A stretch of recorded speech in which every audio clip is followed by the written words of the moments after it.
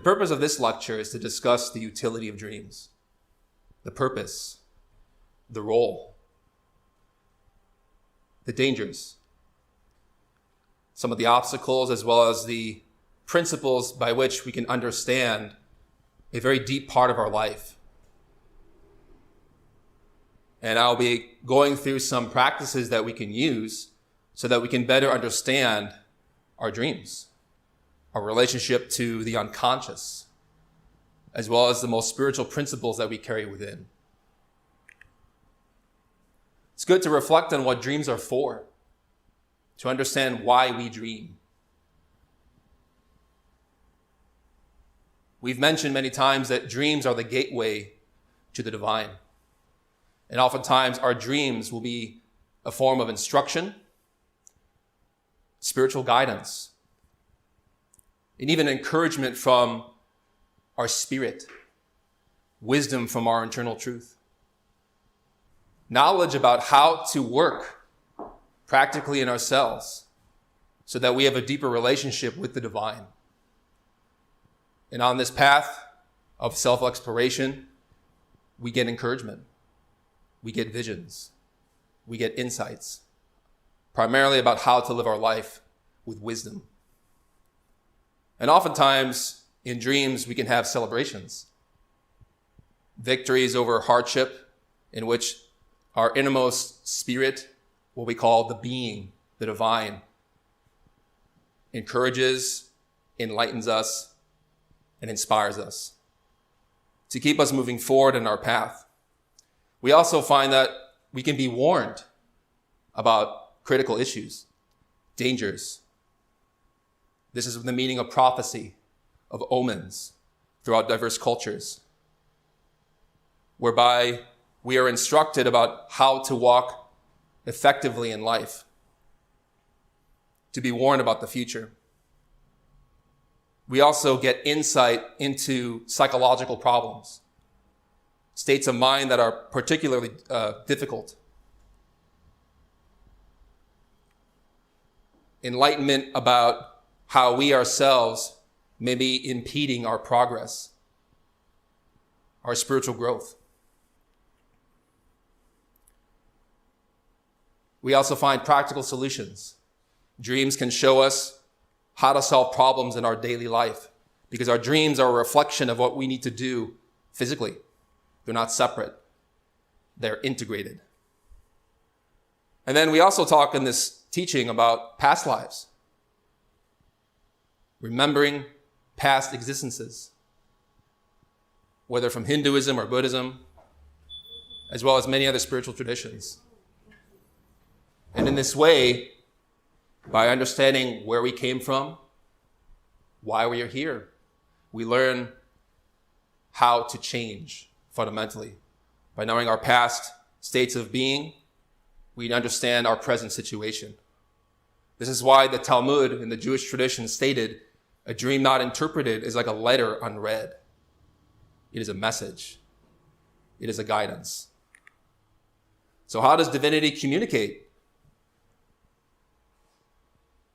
Just like any teacher in a school, divinity teaches us in accordance with our experiences, our background knowledge, our life experiences, situations we've been through, the people we know, the associates we work with, our family members, places and environments where we grew up. This explains why some people dream about their home, what's familiar, or family members. These are not necessarily literal representations of those places. Instead, they can be symbols. They teach us something about us psychologically, our state of mind. So if you dream of a brother or sister, a family member, it can reference someone who is a brother or sister to you in your spiritual work. Parents can represent the eternal divine, the divine masculine, the divine feminine, parts of us that want to elevate our way of being.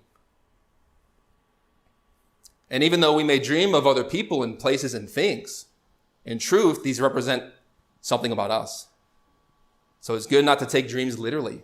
Instead, they are archetypes. And an archetype is a blueprint, a sketch, a symbol, a representation of something deeper. And what's interesting about the way we experience dreams is that they're not only something that we witness, but we also participate with. We are both the actor and the director of a film. In this dynamic, in this clear perception, we come to understand that these visions are a very different quality of mind. They're not an egotistical type of perception. Fear, resentment, anger, nightmares. Instead, the quality is something subtle, refined, and spiritual. Something pure. These visions lack no type of subjectivity. There's no flaw in it. It's not trapped in a type of condition of mind, a negative emotion. These qualities elevate our heart. They inspire us. And they come from the being, the divine, our inner divinity. They manifest in what we call the superior mind and the superior emotional center that we discussed in a previous lecture about our human constitution, the human machine. These centers of our psychology only know how to transmit that which is spiritual. And so the quality of that state is very unique. It's something that we have to taste again and again to recognize and to become familiar with. The question becomes, how do I understand my dreams?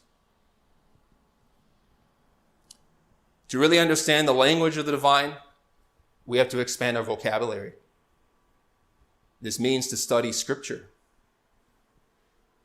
Study the texts of the great masters of humanity, whether of Buddhism, Judaism, Christianity, Islam, Sufism, Jainism. All these texts were written from beings who were visionaries. They transmitted a knowledge that is so transcendent that it escapes culture because it's universal.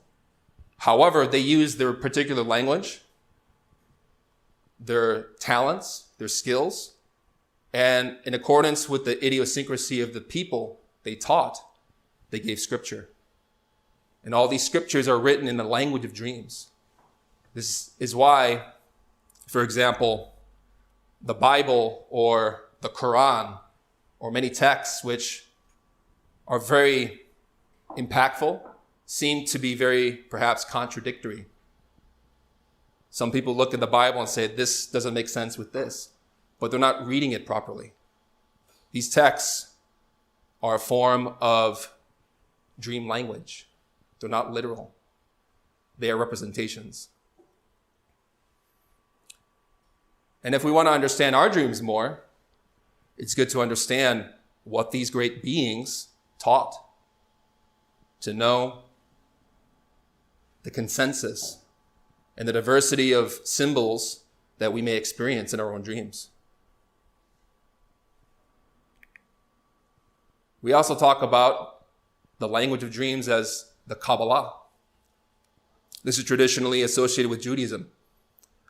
But the reality is that this diagram, this tree of life, with its 10 spheres, represents levels of being, the multidimensionality of who we are, our full potential, whether from the most abstract at the top, the most divine, or to the most dense and material below, our physical existence.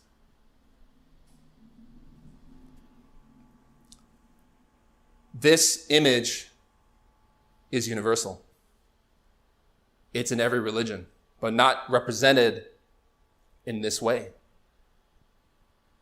Just as Newton did not invent gravity, but merely formulated a theory, likewise, Jewish culture documented this truth in accordance with the Hebrew language, and idiosyncrasy.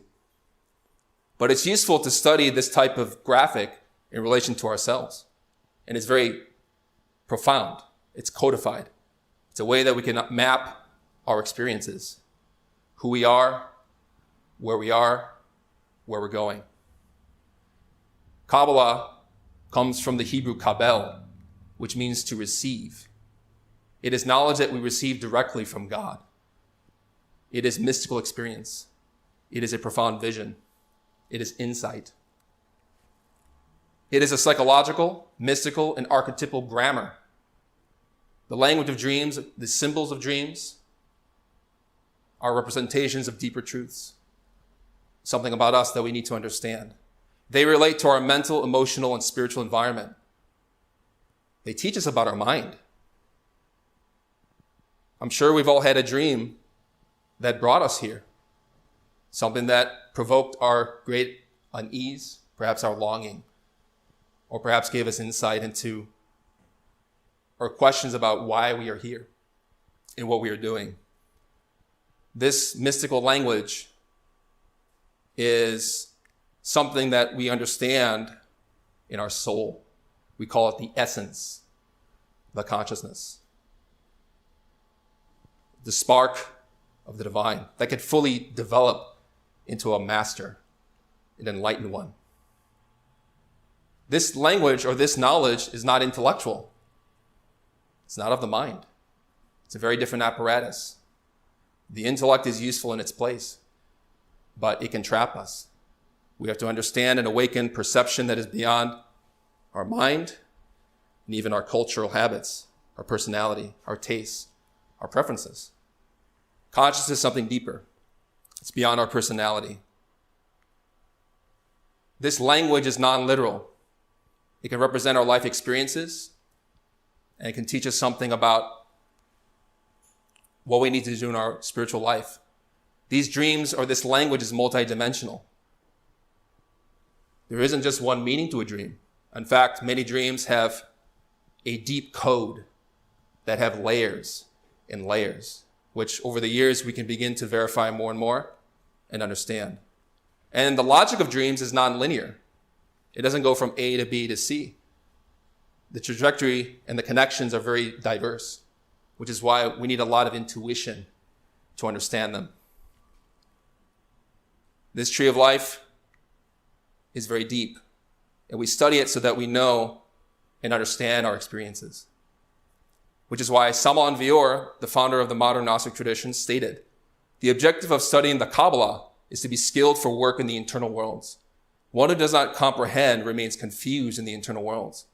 Kabbalah is the basis in order to understand the language of these worlds." Another question people ask is, who can interpret my dreams?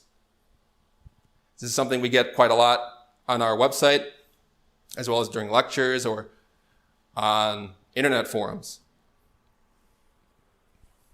But there's a problem when someone or we try to rely on someone to interpret our dreams for us. The problem is our dreams are unique to us. They are particular to our own mind, our being. And as instructors or teachers, we don't necessarily know the full depth of a person, of each individual soul. Many of us are not enlightened enough for that. Dreams and dream interpretation is also limited to the person, the instructor or the student. And if someone were to give a very accurate interpretation of someone's dream, you would need to know the person's life, their mind, their habits, their defects, their level of being, their consciousness, even their inner divinity. Those things are unique to all of us. And the only one who should be a master of that is you. We have to master our own understanding of who we are. Relying on someone to interpret our dreams presents more obstacles than it solves. Obviously, in some contexts, there are symbols that can be helpful to understand, that in a general sense can provide some baseline. But the real depth and magic of dream interpretation occurs when we access that knowledge for ourselves. And we have to understand that all instructors are at different levels of being. Some are more well-developed spiritually, some are not. That's just the reality. We should not learn to rely on other people for our understanding of things, because the point of this path is to be a master, self-mastery. And if we rely on others to teach us who we are, they become the master of us. So it's good to change that dynamic at the end. Not be too dependent. A real master will be silent. I knew one instructor, actually my teacher, who knew Samael Vior, the founder of this tradition, who, if you studied his books, you see that he has a lot of experiences about these types of things.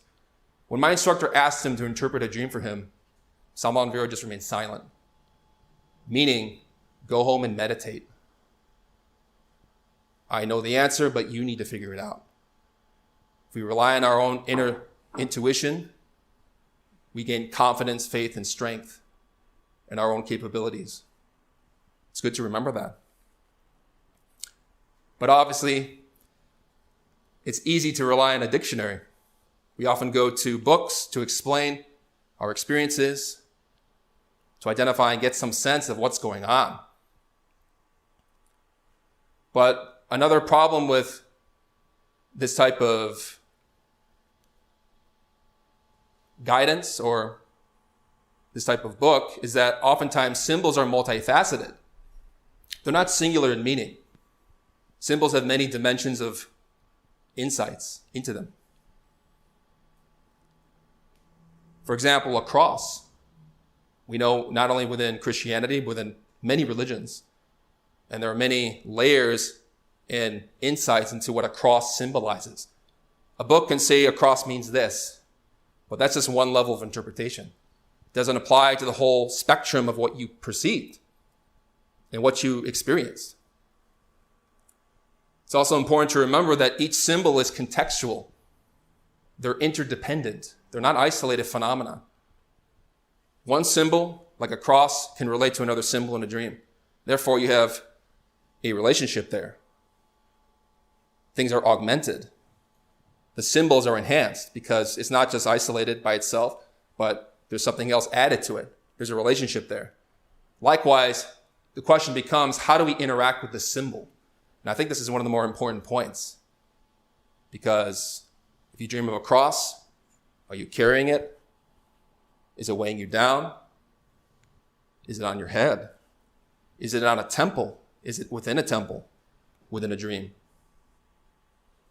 These symbols and our interactions with them are really significant. That determines what they mean.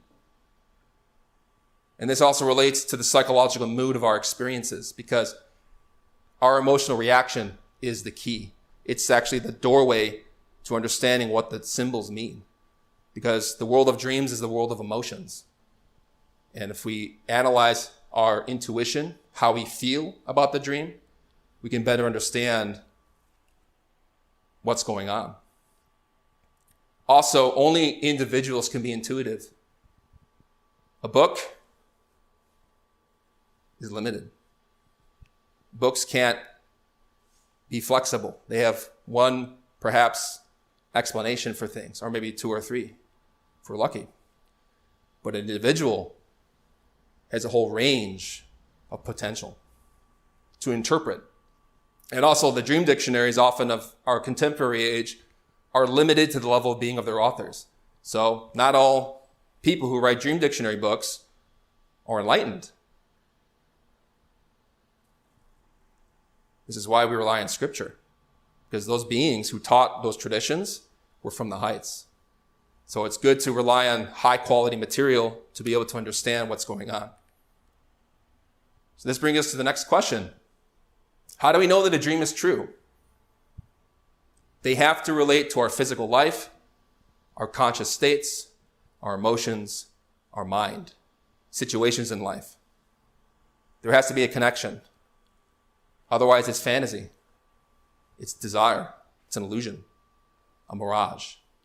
But when you see the symbols relate to something going on, perhaps at your work, your job, situations and people that you may know, then the aha moment, the spark, you see the connection.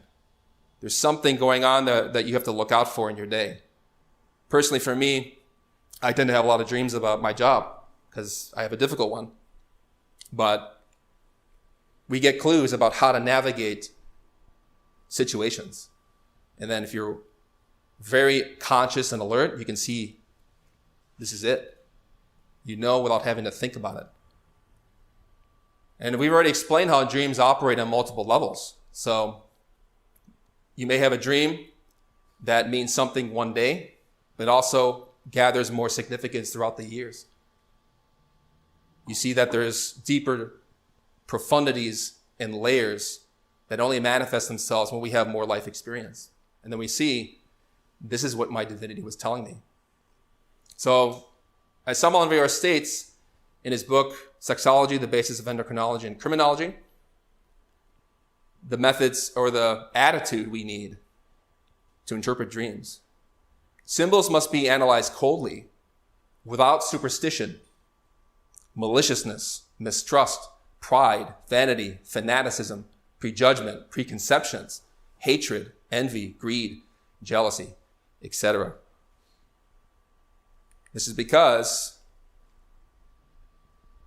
if we want to understand our dreams properly, we have to understand who in us is trying to interpret.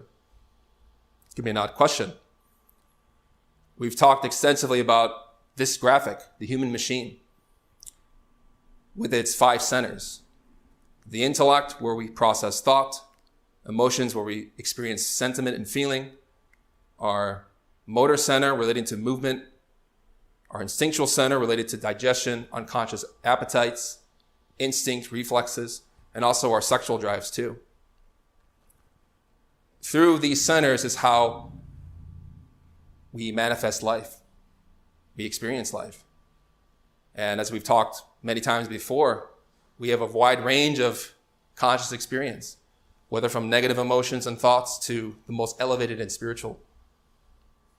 We divide or we categorize those types of perception as the soul and the essence, the consciousness, and the ego, defects, the sense of I or myself that is perhaps selfish.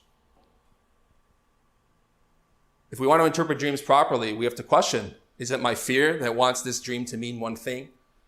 Or is it my pride that wants to think that I'm somehow special? If we dream of some being like a god, and I'm sure we've all known situations or movements where there's a guru teaching that they are somehow a prophet who might have had certain experiences, and yet their actions contradict their declarations.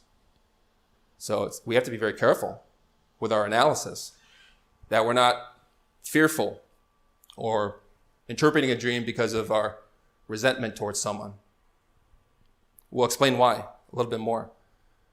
But the thing to think about is that when we interpret, we're trying to render clear or explicit, from the old French interpreter, to explain or translate, from the Latin interpretare, to explain, expound, understand, from interpres, agent, translator.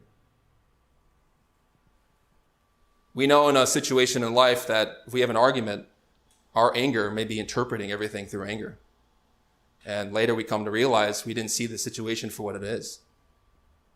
We have an agent or multiple agents in us that perhaps don't see life clearly. And so because we have tendencies to make mistakes or not see reality or situations for what they are, we have to take our perceptions with a grain of salt, to be critical, but also to be patient in understanding our own psychology. This brings us to the topic of mythomania in relation to dreams. This term comes from the Sanskrit, to make a myth of manas. Manas in Sanskrit means mind. There are dangers to spiritual visions, not because they are inherently harmful, but because we may interpret things mistakenly. So in this image, we see the foot of God standing above the horizon, and an individual person standing on the earth. It's true that we may have an experience that is very spiritual, authentic, and brilliant. We may have an experience about our own inner divinity. Maybe we see ourselves as some kind of great being or prophet, a master. And the dream, in a sense, could be reflecting something about your own inner divinity, not our personality, not our name, our culture, our body, but our spirit. The spirit is sacred. The spirit is a master. But the question is, are we fully connected with that? That's the question. You can have a very authentic experience where you see your inner God. And yet, if we are not careful, we come back to our body from an astral projection and think, I'm done. I've done the work. And many people have fooled themselves and also have fooled many people because they believe in a lie. It's the desire to be something one is not. It's the misinterpretation of an authentic spiritual experience. But also, it's possible that that experience could be a belief or an illusion or a mirage. Maybe it's just a projection of our own mind, our desire that wants to be something that it is not. Mythomania means to make a myth of ourselves, to tell a narrative that somehow I am great, or in my past life I was John the Baptist or Mary Magdalene, and to build a big story. This happens with a lot of people. It's to believe that our ego is divine. And the thing to remember is that our being, our spirit, is what is real, not us. We're temporary. We are passing through this life. But the eternal is what it is. But in this work, we can learn to eliminate pride, develop humility, and learn to express that truth perfectly. But that takes a lot of discipline. This is why in our studies of dream interpretation, we study ethics. We study spiritual culture. And we practice restraint. I have an image here of Don Quixote riding across Spain with a full moon. Miguel Cervantes, who wrote Don Quixote, was an initiate. He knew this knowledge. And he taught the danger about speaking too openly about one's visions. Because in the story, you have this old knight going on a quest, seeing many things, having many visions, and yet everyone around him saw him as a lunatic. In fact, I think Miguel Cervantes even got himself into trouble for writing Don Quixote. Might have been with the Inquisition. Now, dreams in themselves are very intimate to the person. You may have a dream about, say, another person. And yet the thing to remember is that by speaking openly about such experiences, we could harm them. Maybe they're not ready to hear that, or more importantly, maybe they're not meant to know. It should be kept private, even if the experience was objective. Many people have damaged spiritual groups because of gossip of this type. Having a dream and then openly accusing so-and-so is a sorcerer or a witch or was a bad person, was evil, and create a lot of conflict and divide communities. This is a very terrible crime of a severe magnitude, which is why we have to really be careful with our dreams. The actions in dreams could even be past life memories. Maybe we see our spouse or someone we love committing a crime in a dream. Adultery. But that could be a past life memory. In this life, this person may not be even capable of hurting a fly. And so having that dream, some people have been accused even by their partners. You're unfaithful. I know many cases of this. Relationships ending in spiritual groups. We also have to remember that these experiences can also just be projections of our own mind. It could be our own jealousy, it could be our own lust, our fear, our desires, our habits. It can be like this image. The moon is a symbol of our ego. and mystical language within the dream language.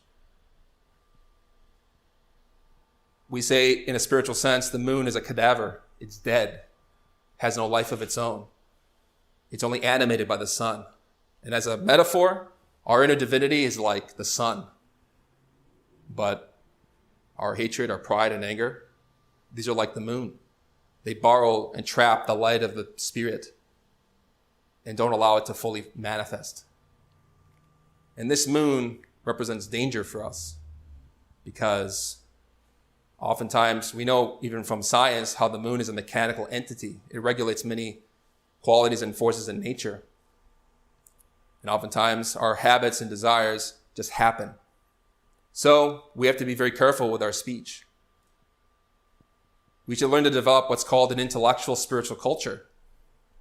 Study the religious documents about right behavior, about compassion, about selflessness, about patience. Because without these qualities, we can end up like Don Quixote or even slandering other people. It's important to show decency and respect. But also, more importantly, speaking about our experiences can build pride. Like I'm a great instructor or missionary or student or spiritual person. We have to be humble. That light does not originate from us like the moon.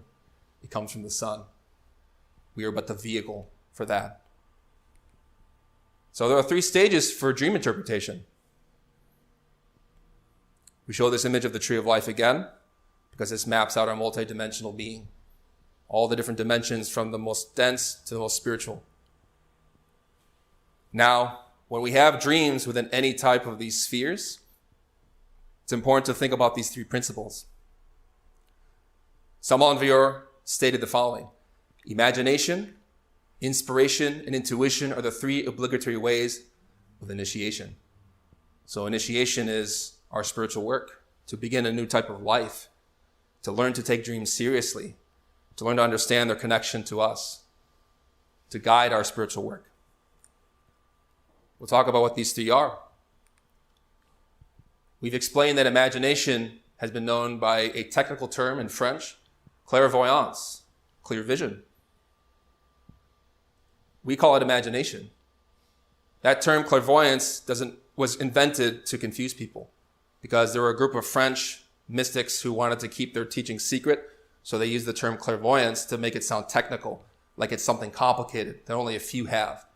The truth is, if you can imagine an apple right now, you have imagination. You can see spiritually. But the problem is that it's not fully developed. But when we do develop our full potential, we gain access to this tree of life. We see our dreams with greater lucidity, with greater color and depth. We start off by developing consciousness. This is positive. A lucid dream, an awakened state in which you are aware of being out of your body, is conscious clairvoyance, conscious imagination. But there are levels to this that lead up to, say, supra-consciousness, which is the consciousness of a God, a master who can perceive all these dimensions all at once, can let their body fall asleep, and they can go out and immediately access anything in the moment, at will. That is a level of a prophet. But we begin where we're at. We often have to deal with our negative types of perceptions. Subconsciousness, unconsciousness, infraconsciousness. We know these states, say perhaps in our fears, intense anger, and even our most frightening nightmares, which is the bottom. But the important thing is, whenever we start to have dreams, it's a good sign that we're starting to see, whether they're positive or negative. The important thing is that we at least begin to recognize that there is a reality beyond our terrestrial existence, that there's something more. If you don't see at first, you can't understand. So first, we develop our imagination, which we'll give practices for you to do how to do this.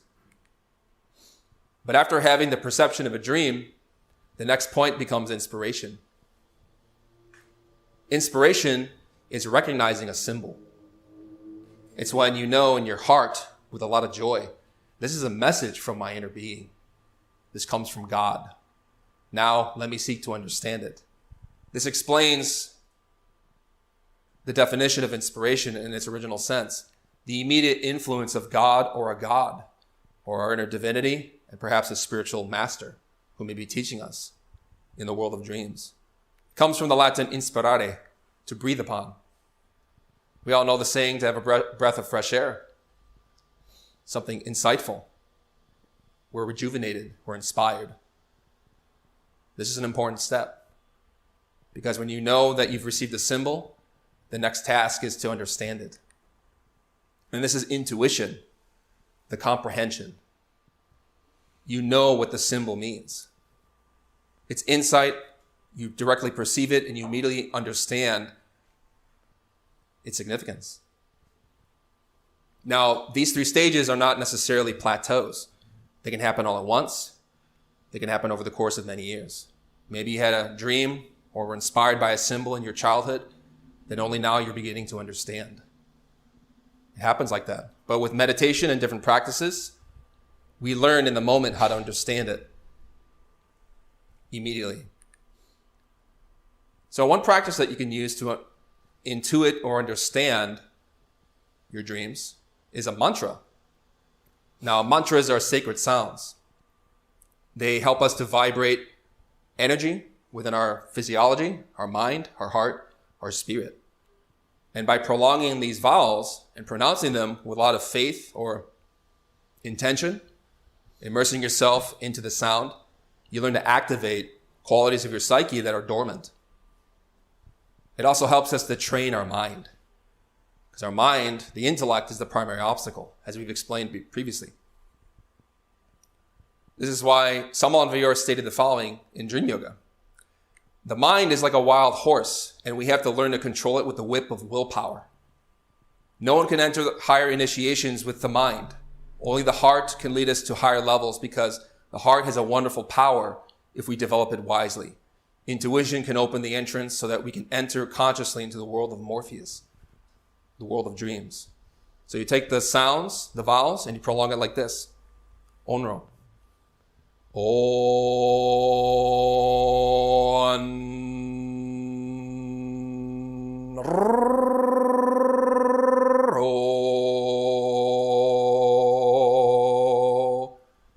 I know the trilling can be difficult for people, especially if you're not familiar with or don't speak Spanish, but I'm sure there's YouTube videos you can find if you want to learn how to roll or trill the R's. But if you can't do it, it's okay. The important thing is that your consciousness is immersed in the sound and that you just sink into it. You swim within the energy.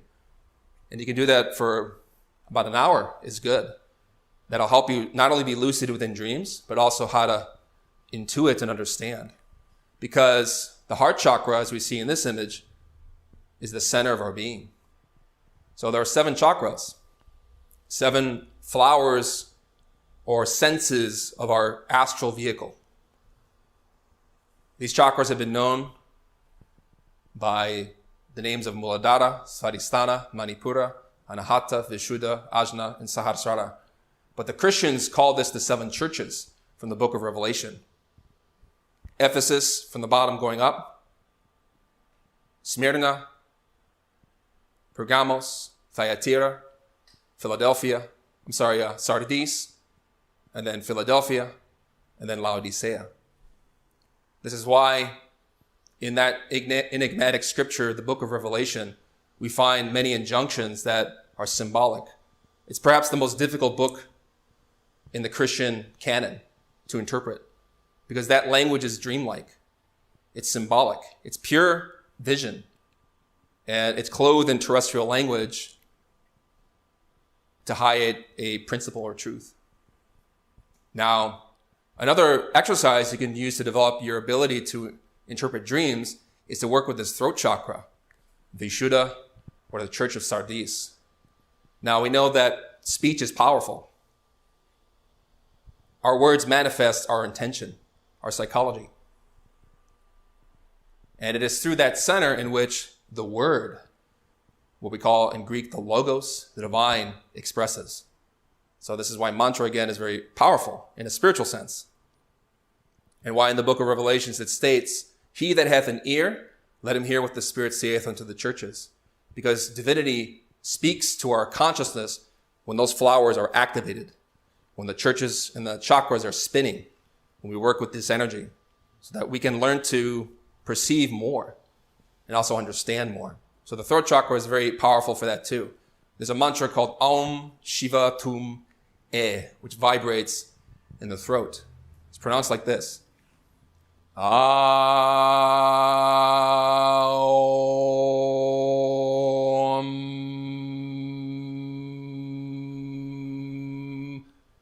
Shiva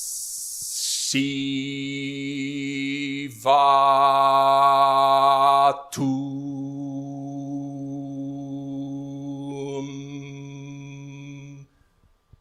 E.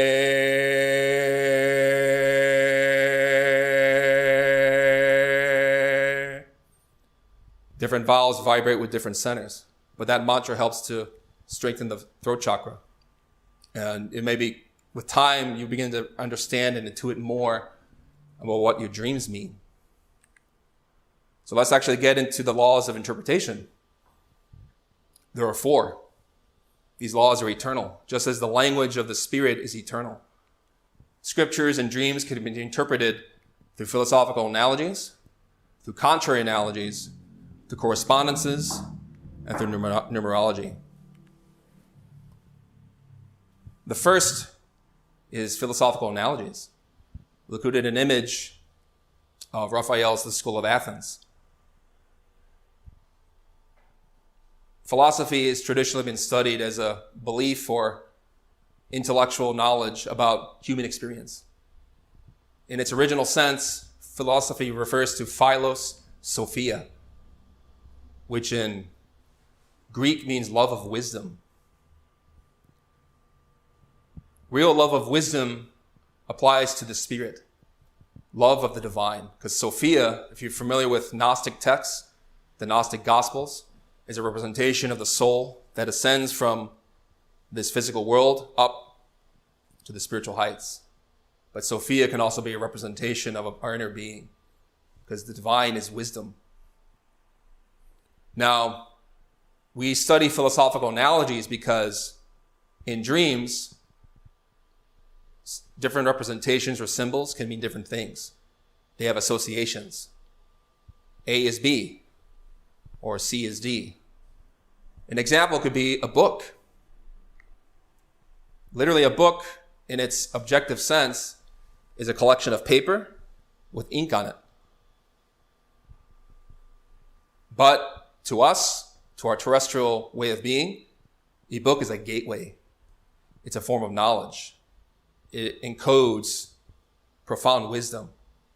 And we know that by going to university and by studying different books or works of literature, for example, that we're gaining insight perhaps into our human nature, culture, life experiences, language. So there's a whole dimension that opens up even within a text.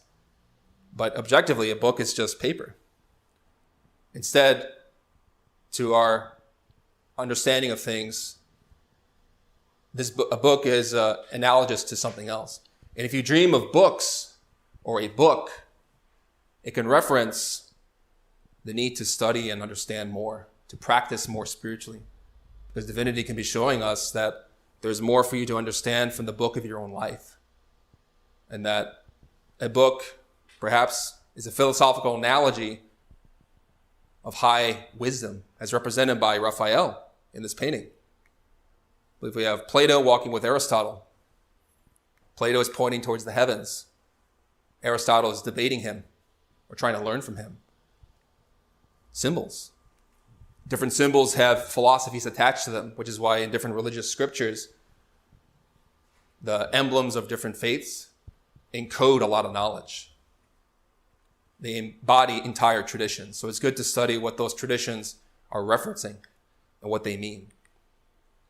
We also have the law of contrary analogies. And we included this image of Adam and Eve being tempted in the Garden of Eden, consuming the forbidden fruit, and then being subsequently expelled by the cherubim with a sword of fire. Now, dreams don't necessarily always correlate A with B. In fact, some dreams can be opposites. A is not B. Now, an example would be, as in this story, Adam and Eve thought that by consuming the fruit from the tree of knowledge, that they would have wisdom. But the result, according to the biblical narrative, was the opposite, is disastrous. So some dreams can be like this. A dream of being humiliated, being spat upon, persecuted, condemned, hated, betrayed, can in fact mean the opposite. Our spiritual life is going to go very well.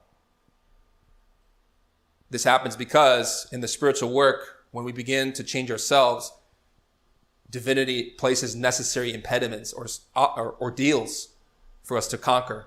Otherwise, we can't grow. We can't develop if we're not challenged. A good teacher or a good instructor, a good or a prophet would basically push the individual to their maximum so that by facing hardship and ordeals voluntarily, they grow. And so some dreams are like that. They're the opposite. Sometimes having a dream laughing with a friend could mean the end of the relationship, primarily because that interaction could be superficial. There's nothing deep there. It's vain. Dreaming about receiving excrement, to be a little bit graphic, could mean that we're going to earn a lot of money in the physical world. Because in the objective spiritual sense, money is transitory. It's passing. It goes through human systems, literally. So, it's interesting. Opposites. Very profound. We also have the law of correspondences, which is why we study, again, religious iconography.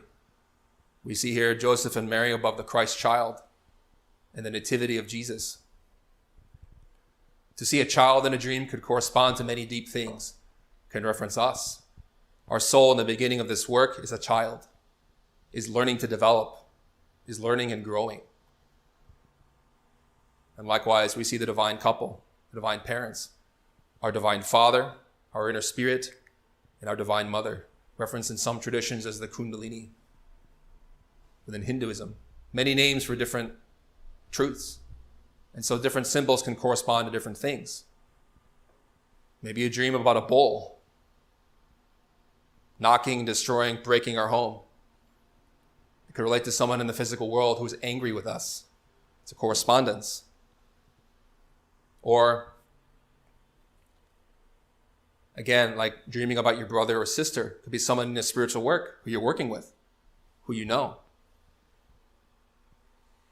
These represent different things.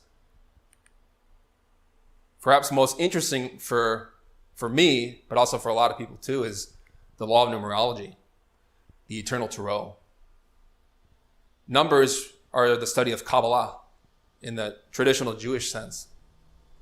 But these numbers are not literal, again, representations, but they represent truths, principles. We study the 22 major arcana of the sacred tarot because each arcanum, which is the singular form of the plural arcana, represent laws of nature, laws of being. They explain the steps that the soul takes from the very beginning to the end. And if you receive a number in a dream, it's because whatever situation in life you're going through relates to one of these cards. And if you study the wisdom of each arcanum, you can gain insight about what you need to do to resolve it. This is why Samal and Vior stated in the Major Mysteries, astral projections and Kabbalah are an integral whole. It is necessary to study the 22 major arcana and to learn them by memory in order to understand the esoteric language of the initiates in the astral plane. We provided a course on our website called The Eternal Tarot of Alchemy and Kabbalah, which you can study if you really want to go in depth, not only into the tarot cards themselves, but also the Hebrew letters, the zodiac, and different scriptures. So each card, while it's vested in Egyptian iconography, is merely representing for us deeper principles. It's not literally limited to Egyptian culture, but we use these cards as a form of concrete instruction for these insights. If you really want to go deeper into dream analysis, you can study the book of Genesis and the book of Daniel. Primarily chapters 37, 38, 39 through 41 of Genesis, where you learn about the story of Joseph, where he gets himself into trouble because he's interpreting dreams, but speaking openly about them. But also you see a method representing those 4 laws, where he relies on numerology, correspondences, contrary and philosophical analogies. It's very beautiful and deep. And also the book of Daniel teaches many truths about how to interpret dreams, how to become like a prophet. Maybe not to tell other people what dreams mean, again, but to understand our own experiences. This is why Samanvira mentions in Igneous Rose to refer to those texts, because they're very profound. They teach us how to overcome adversity. Joseph became a slave in Egypt, and through his power of interpreting dreams, became second in command of Pharaoh.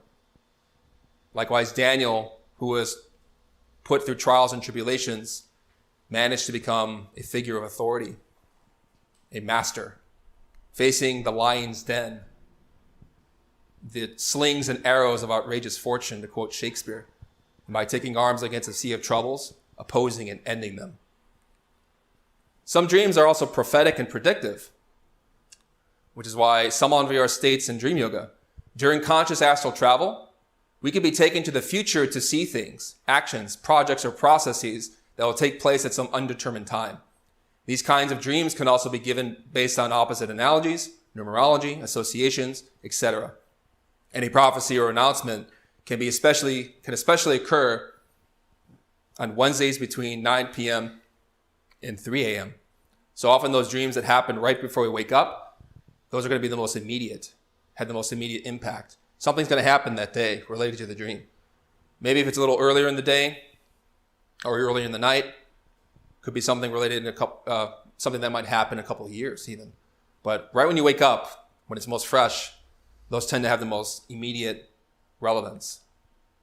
Some things to think about when you're interpreting dreams include the psychological impression. What is our mood from the dream? What's the impact? How do we feel when we dream the dream? Were we anxious? Were we angry? Were we terrified? Were we happy? That's going to tell us more about what's going to happen in that experience than anything, almost. That'll give you a clue as to whether it's authentic or not. Also, pay attention to the time, numbers, and dates in dreams, because those numbers, the Kabbalah, add up. So if you dream about multiple numbers, you have to take those numbers into consideration individually. See what they represent in terms of the tarot, but also add the numbers together and arrive to a final sum. Because those numbers are conjunctive, but also independent. Those numbers will tell you what your dream means. You also should pay attention to the actual hour of the dream, which is what we just mentioned.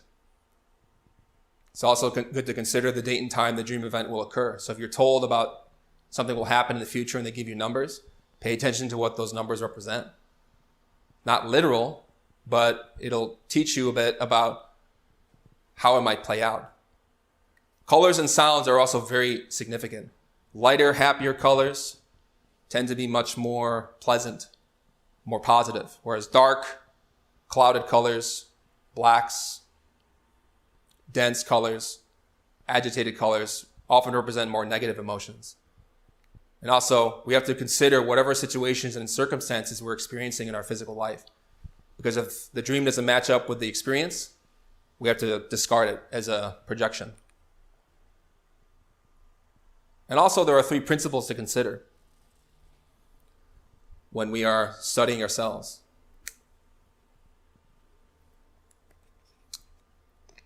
We often say in this teaching, we practice 3 factors in order to be genuinely spiritual: death, birth, sacrifice. That which is negative has to die in ourselves if we want to be born to the Spirit.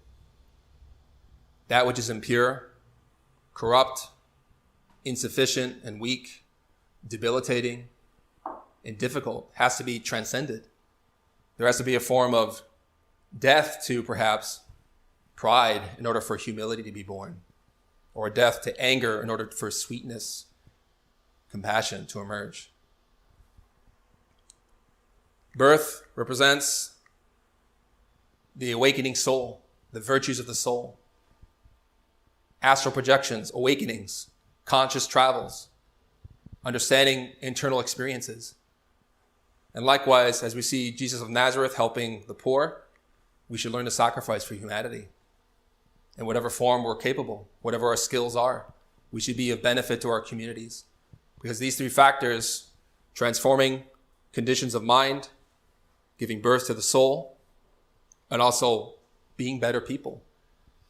Divinity will approach us and give you experiences to teach you to do more, and to be more useful and helpful and a strong link in the chain of humanity. These factors help us to be more understanding of our own dreams. Because if you give light to others, divinity gives you light. It's a law of nature. Birth, death, but also to overcome the inertia of perhaps not wanting to face the difficulties. Instead, the sacrifice gets us through the effort. Our next lecture will be focused on analyzing dreams through meditation. Now, I want to mention this briefly because with all this intellectual knowledge about interpreting dreams, we also have to consider that in reality, the real wisdom of dream interpretation occurs when we meditate. Relying on books can be helpful in the beginning, but we have to leave it behind for something more effective.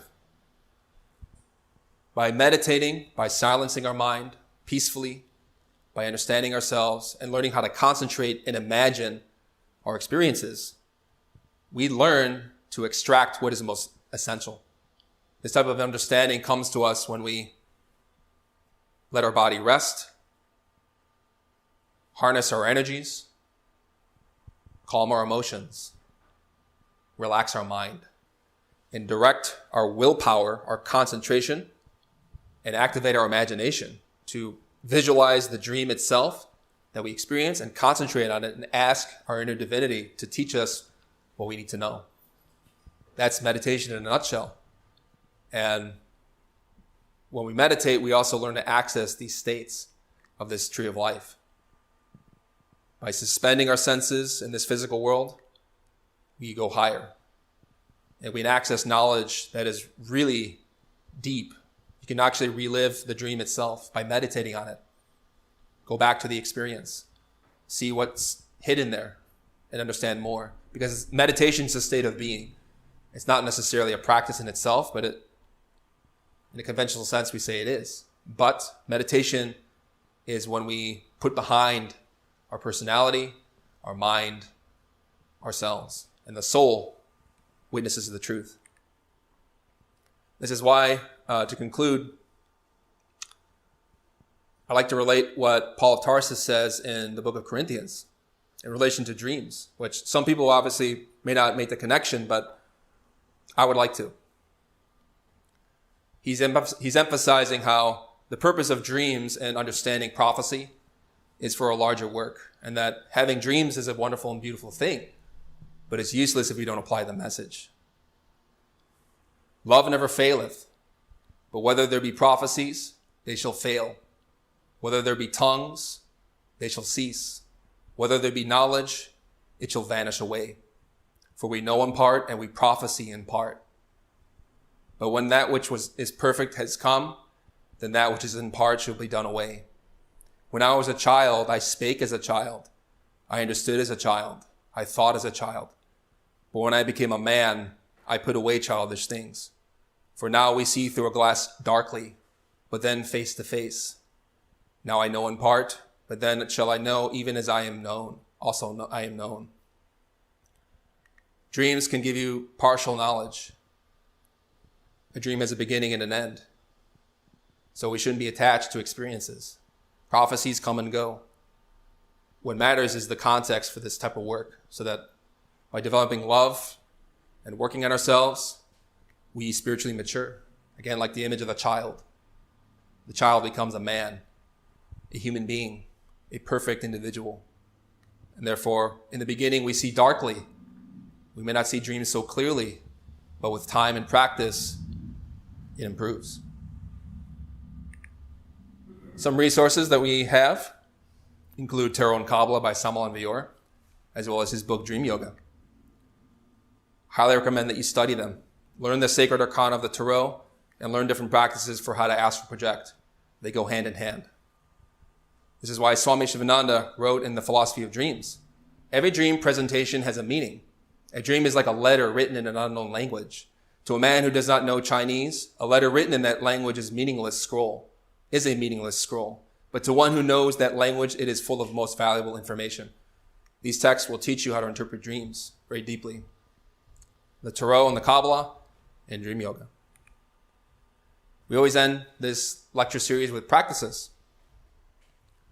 Every day, practice self-observation and the key of soul from moment to moment. Question the validity of what you perceive. Vocalize the mantra Onro, or Om Shivatum E, for 1 hour daily. With Onro, visualize a brilliant sun in your heart that emanates love for all beings. With Om Shivatum E, visualize a light vibrating and illuminating your throat chakra. Upon awakening, concentrate upon, visualize, and review your dreams with the mantras Raum Gaum, which we explained in a previous lecture.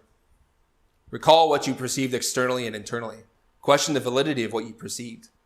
Then, pick a fact to investigate.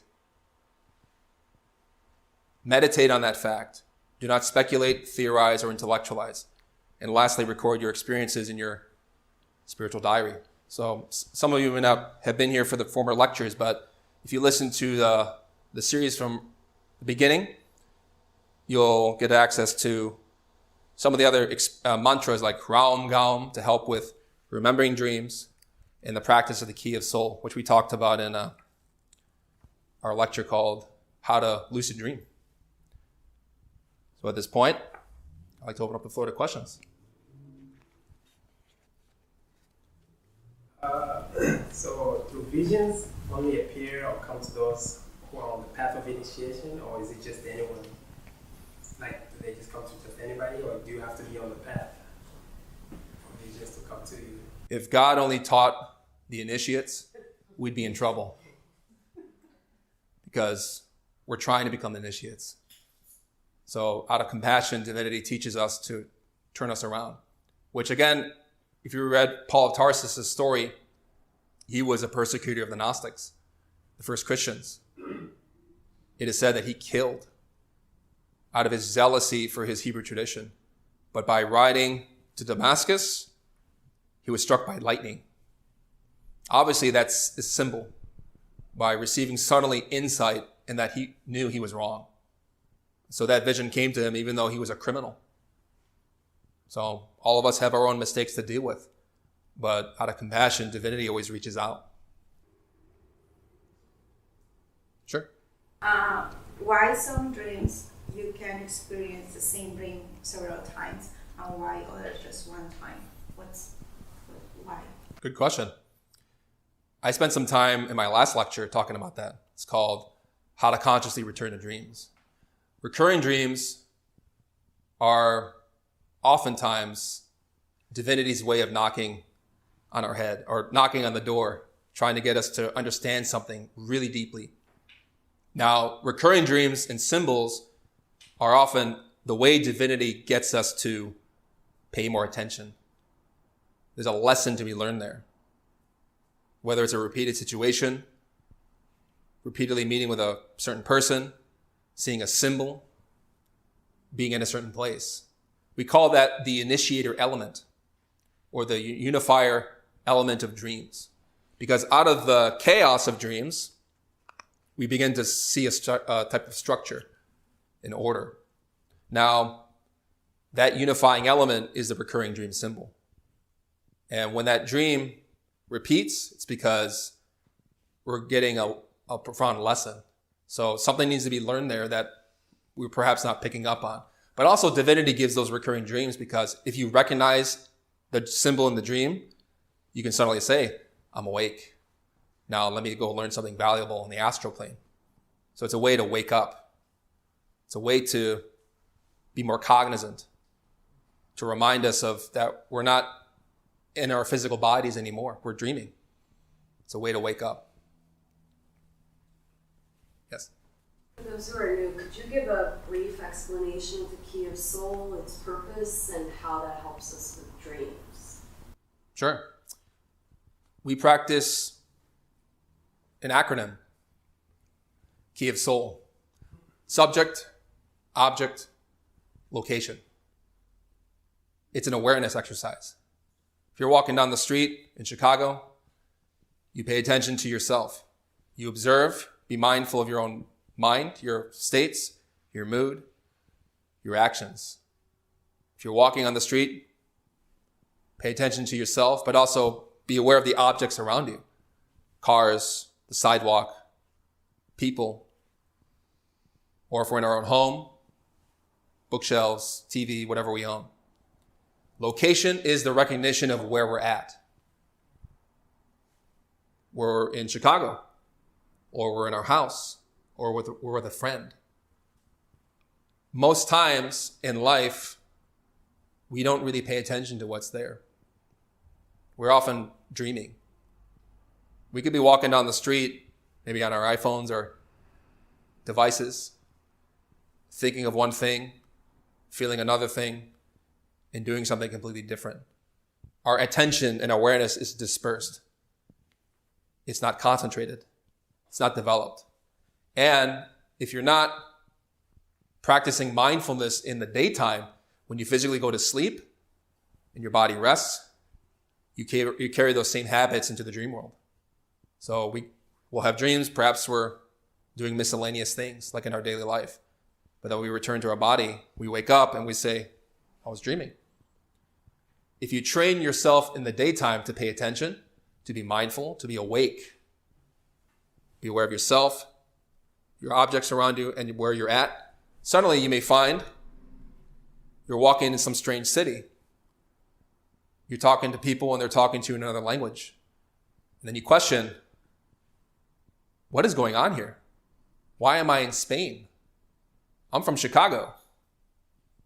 And therefore, you can suddenly realize, I'm in the astral world. How did I get here? I remember a few hours ago, I was dreaming. I went to bed. And so you begin to realize that you're no longer in the physical world. Now, there's a next step to that. You have to learn to physically, when you're questioning your environment, as you're walking down, say, physically down the streets of Chicago, you're being mindful and aware, you're observing yourself and your environment, you can start to question, am I dreaming or am I in my body? Take your finger, try to pull it slightly. And another thing you can do too is, well, actually, if you pull your finger in the dream world, your astral finger will stretch because astral matter, the astral body, is ductile. It's elastic. It bends, it moves. It's not subjected to the physical laws of our world. And then if you see your finger stretch, you'll realize, I'm dreaming. Now, that may not work all the time because sometimes if we don't practice it with full intention so that it's going to stretch, it may not happen. So therefore, you might wake up and realize, I missed an opportunity. But with time and practice, as you get familiar with how to question and how to actually pull your finger without hurting yourself, it'll happen. And suddenly you'll realize, we're not in Kansas anymore, says Dorothy. Now, one other thing I'll mention too is physically you also can jump in the air. You can try to see if you're going to float. Obviously, you don't want to do it in public too. So personally, I pull my finger because it's more discreet. If I'm at work and I'm really questioning, if I see something unusual going on, I question, that's pretty strange. That is not the norm of my daily life. I'm going to question if I'm dreaming, and then pull your finger. And then it may happen that you do that, and suddenly you see that your finger stretches. You're in the dream world. You have to do the practice whenever you see something unusual. So do that so that you have some kind of material to question yourself on. And you can also try to jump in the air to see if you float. So obviously do that in private somewhere. You can jump up, and then if you're floating in the air in the astral plane, you know where you're at. So that's the key of soul. Yes? What do you think about when we dream about people who already, or family members who have already passed away, and they give us messages that really came true? Is that really a connection, or is it a spirit that took place and is representing them? I say follow your intuition. Follow your heart. It can really be your family members or those who are deceased. In some cases, it can be your divine parents, or if it's your parents or family members or siblings. Now, one thing that does come to mind is that, for me, is that a lot of people are not awake in the astral plane. Many people, they go through life, they live without developing their full potential. And so when they die, they don't know that they're dead. So there is that situation too. And sometimes that might explain why some relatives would speak to us. But at the same time, you have to really follow your intuition, because only your heart is going to tell you, and meditating on what they said and relating it to your experiences, that you're going to know the connections. So I don't think there's really a blanket answer for that. It's really unique to the individual. Yes? I remember very few of my dreams. Is that because I'm not paying attention? Could be part of it. Now, in our last lecture, we talked about, actually 2 lectures ago, we talked about how to remember dreams. One of the things we explained was how, by not developing our consciousness and paying attention, we also have a deficient memory.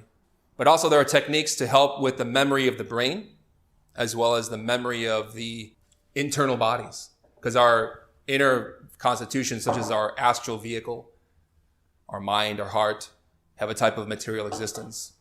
And by learning to develop or practice good nutrition, especially, can help with physical memory, but also can help to establish the connection between the internal worlds and our physical world. We have different practices that you should study in that lecture. It's on our website, How to Remember Dreams. Any other questions? Yes? What's going on spiritually when people are lucid dreaming? Is that what you mean by astral? Is that the same thing as astral travel? Yes. Now, lucid dreaming is when you as a consciousness are free of any type of condition, any type of filter. What we call oftentimes lucid dreams in themselves are a augmentation of perception, where you gain a clarity of insight, but also awakening within the dream state. Now, the thing to remember is that being lucid in a dream won't necessarily mean that, in some cases, that we're fully objective. But in the dream, you can have a clarity and expansiveness of awareness where you're seeing more. Now, astral travel occurs when you're in that state and you're consciously and intelligently navigating the internal worlds. So in that way, you understand what you're perceiving. You're willingly going at will where you want. Astral projection is a little different, because that's the process in which you physically go to bed and your soul goes out into the internal worlds. But the way to make lucid dreams more consistent is, again, practice mindfulness, practice meditation, so that you can also not only perceive the internal worlds, but also remember them. Any other questions? So I remember one time when I was in the astral world, I looked at myself and there was like a mirror in front of me. I could see that my face resembled the face I have physically. So I kept thinking, like, say I died and I'm reborn into a new body. Does the astral body, would that like get a new face? Or is that going to remain the face that I had? And just like, how does that work? Like, So you're saying that you saw your face in a different way internally? no, it was the same. It was the same. The one that I have right now, like I'm standing right now. Sure. But I was thinking, like, say in the coming future when I'm reborn somewhere else, with that does it always change the face of people? Like, Yeah. So every time you get a new body, you're changing clothes. The soul's the same, carries its conditions and its history, its past, but at the same time, we take on new forms. So just as you change your shirt, you have a new face, new outfit. Any other questions? Yes. So is this, I mean, I don't know, in anyone's experience, is this more like once you can do this, it's consistent? Or is it more like ebbs and flows kind of stuff? Depends on our effort. If you're disciplined, you can make it constant. But in a sense, there are times in our spiritual work in which, even though we are being consistent with our practices, we may not see things. We call that the spiritual night. Beethoven beautifully depicted that in his Moonlight Sonata. So again, going back to the image of the PowerPoint with Don Quixote and the moon, we see that the moon is a symbol of suffering, of disillusionment and pain. Now, there are periods in which we have to go for our own good and benefit, through periods in which we don't necessarily see what we want. But if we're persistent and we continue and maintain our momentum, we get through. Any other questions? Sure. Yeah, so, like, what about, like, okay, if there's, like, numbers, I was talking about, like, numbers and symbols and things like that earlier, it's like, you know, like, some dreams I had, like, I feel like, you know, there's messages from loved ones, like, we're looking at the time and, the numbers and like, location and stuff like that. So I just wonder, like, would that be astral, or is that the lucid, or would it be a combination? Sure. So the astral dimension is where we dream. So in our fourth lecture earlier in this course, if you want to listen back, we talked about the dimensions themselves, where we actually experience dreams. We typically dream in the fifth dimension, the astral plane. But there are other dimensions mapped out by that tree of life, including sixth dimension, seventh dimension, beyond. There are levels. So knowing where we are dreaming depends on understanding our current state, where we're at. It's useful to study the Kabbalah, especially. That'll teach you how to understand where you're at. And the Tarot themselves will complement that understanding because they go hand in hand. You're welcome. Any other thoughts? The next lecture is going to be online. So if you all are familiar with Zoom during our COVID era, we'll be working electronically. But then we should have a next in-person lecture in December about navigating the internal worlds. So in this course, we've talked a lot about where we dream, why we dream, where we are and where we're going. But the last lecture, after analyzing dreams, we'll also talk about all the different things that we can do in the astral world. Kind of turning back to the very original point of introducing this course. So we'll teach you all the ways to navigate when you're practically there and how to take advantage of the dream state. Any other final comments? So I thank you all for coming.